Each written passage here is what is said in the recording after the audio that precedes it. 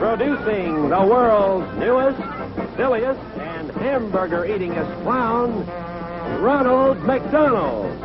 Now, where is that clown? Oh, Ronald! Hey, Ronald! Here I am, kid. Hey, isn't watching TV fun?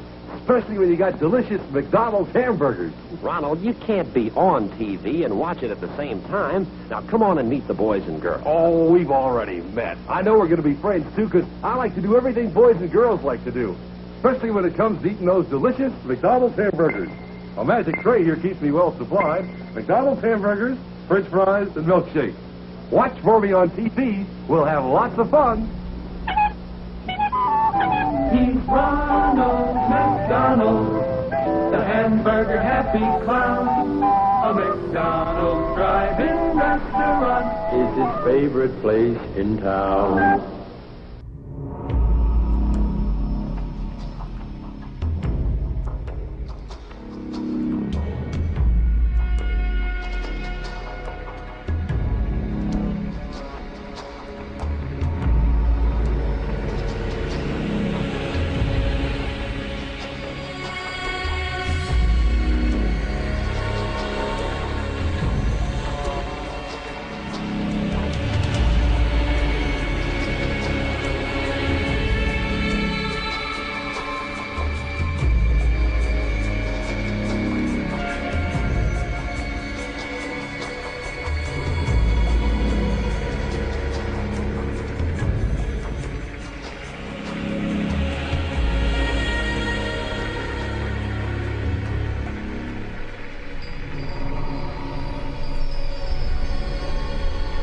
You got 9 letters in the word McDonald's, and I decided to split that up into pyramid numerology. So you've got 1, 2, 3, 2, 1. Split the word up, do you know what I mean, into a step kind of structure. And I think you have this on your blog, isn't it right? So people tuning in can take a look at that.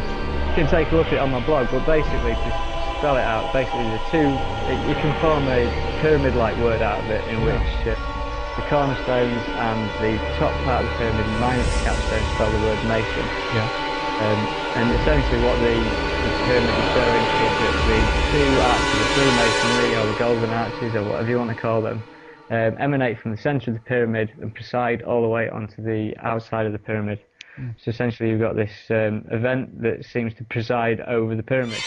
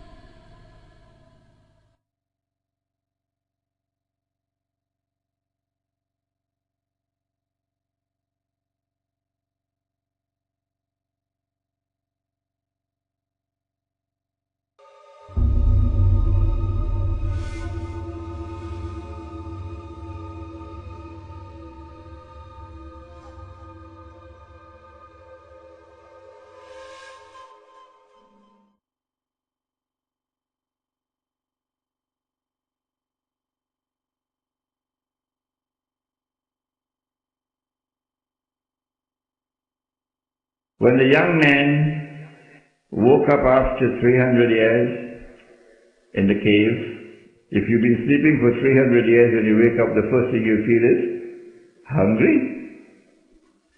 So they sent someone to buy some food, and they gave him instructions. فَلْيَنْظُرْ أَيُّهَا أَزْكَى طَعَامٍ. Go search for that food which is purest. Meaning that you are living in a world in which food is constantly corrupted and contaminated. Because food is increasingly corrupted. You're eating and you know it has some pork in it. Because they've concealed it very carefully. And once the pork got inside there, the angel ain't gonna come to you. And so we produce our own food. And we consume what we produce. But we come back to that in a moment, inshallah. The cottage industries. An effort would be made to encourage beyond the agricultural base of the village. The agricultural base of the village is the base of the economy. But beyond that agricultural base, the village would encourage cottage industry, and so it will result in a diversified village economy, particularly for those who are now working on minimum wage. Because if you're working on minimum wage, the chances are you're going to remain there forever and ever. But if you can get out of wage labor and produce your own goods in your cottage industries and sell, then Allah is the one who provides risk, and you can get out of minimum wage. The religious structure of the village. All Muslim residents in the village would constitute one Jamaat. All members of all people resident in the village, all Muslims resident in the village would constitute one Jamaat. That Jamaat would have one Amir. All members of the Jamaat would have to give a pledge to obey the Amir, so that we can have discipline in this village. Any villager who is unwilling to obey the Amir, despite our efforts to convince him to do so, would have to leave the village.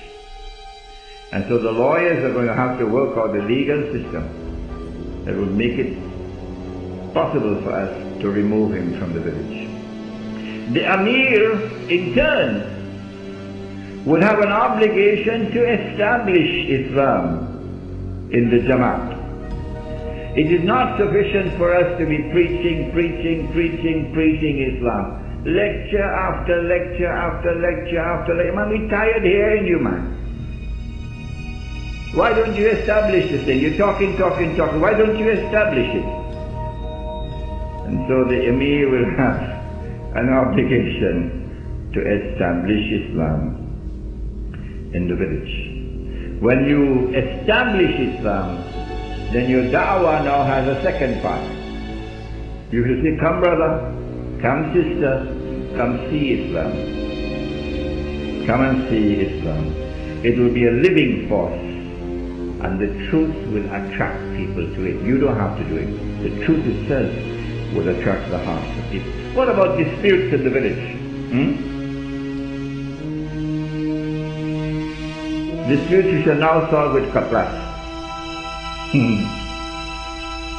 The village of old in Trinidad, the village of old regulated its disputes through a village panchayat,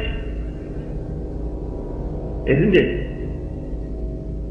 So why do you want to come to attack us now if we want to bring back the panchayat?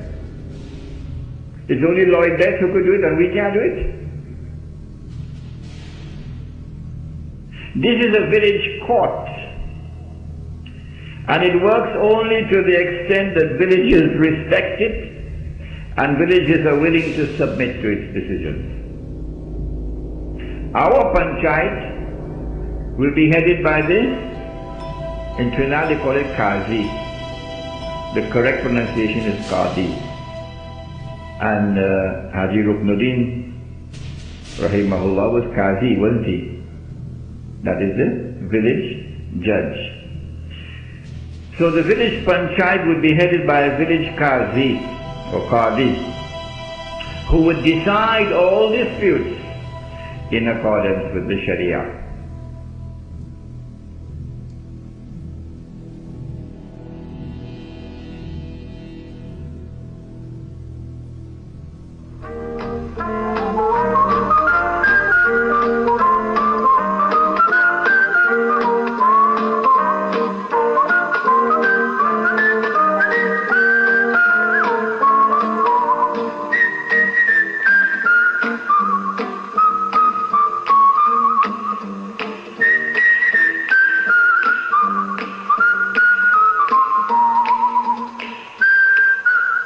McDonald's loves people, and people love McDonald's, especially little people.